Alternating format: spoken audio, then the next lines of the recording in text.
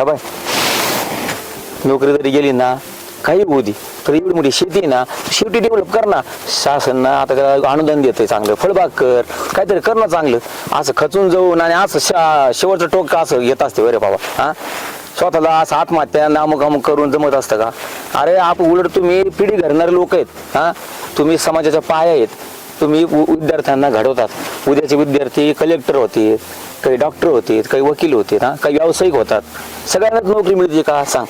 आई वडिलांचं स्वप्न तुला पूर्ण करायचंय, ते लेकरू आलंय दुसऱ्या गावावरून तुझ्याकडं. हा, आता एकच वर झालं नाही लग्न होऊन तुझं, खरं सांग. आणि ते लेकरं कोणाकडे पाहायचं? तुझं असं जर केलं आणि आम्ही कोणाकडे पाहायचं? आम्ही साऱ्या गावाला, साऱ्या पोरांना तुझं उदाहरण देतो. बघा, कष्टातून बापाने शिकलं आणि हा माणूस बीएड होऊन शिक्षक झालाय.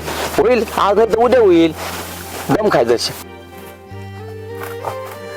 अरे सुदाम, तुला लाज बीज वाटते का नाही? अरे गावातले पोरं मला सांगत होते सुदाम दावा घेऊन गेलाय. अरे तुला काही अक्कल बिक्कल आहे का नाही? कर मी नोट्स घेऊन गेलो होतो याच्या घरी. वहिनी म्हणली हे घरी नाही, गावातले पोरं म्हणले तो दावा घेऊन गेलाय. अरे बाबा, मी बी आता रानातून चाललो तर हे दिसतं इथं रडत होता.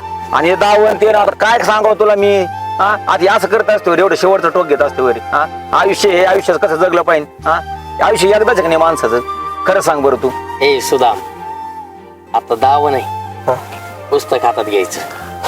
हे बघ, आता रडायचं नाही, आता फक्त लढायचं.